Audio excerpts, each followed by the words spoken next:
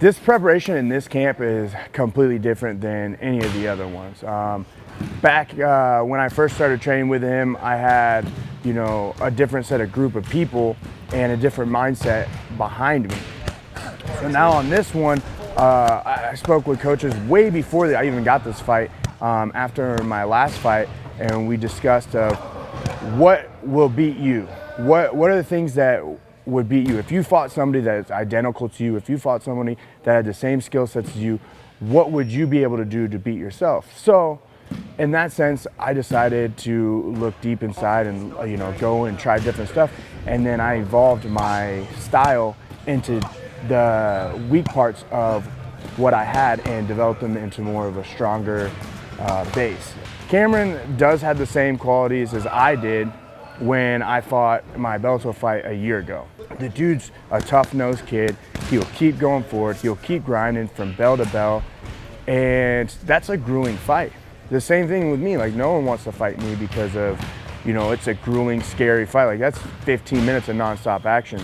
So I'm like, what do I need to do to stop me? I started working with Marvin Eastman, who's been developing the Muay Thai on my side. I started working with Alex Almeida and Vinny on Jiu-Jitsu, and then John Wood would actually correct everything and make everything flow to an easier style and not have to worry about thinking of what's coming next. There's points and times where I was like, man, I can't be doing this. Like, I quit my job at the time and I had no income, but because I was expecting to fight. It was 9 fights in 1 year, and the Cameron Olson fight was the last fight that happened.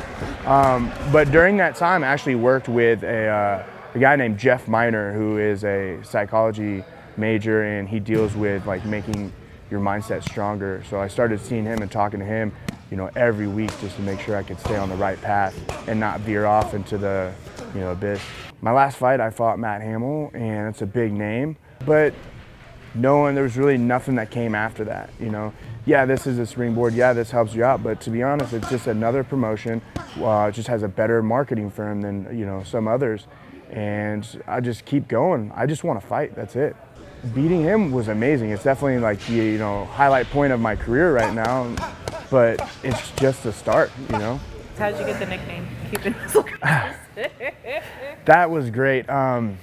So back at home, I was fighting on KCFA, and he was the first time I came to Kansas City after fighting and traveling all over the place. It was a 2-year break where I didn't fight in Kansas City, and finally came back. And one of the ring announcers was like, hey, what's his nickname? And 2 friends were arguing, and one of them's completely politically incorrect. And he goes, no, call him the Cuban Missile Crisis. So the ring announcer's like, yeah, I've heard the Cuban assassin. Everybody's an assassin. No one's a missile crisis. He's like, let's go with that. So as I'm walking out for my fight, one of the big fights I had, you just hear, Julian, the Cuban Missile Crisis Marquez. And I was like, I didn't know it was me. At first, I was like, oh, I got a nickname? All right. Has anyone reacted too strangely about it? Oh, all the time. They look at me and they're like, don't you know that's a failed, project or a failed government deal? And I'm like, yeah, but it's still a cool name.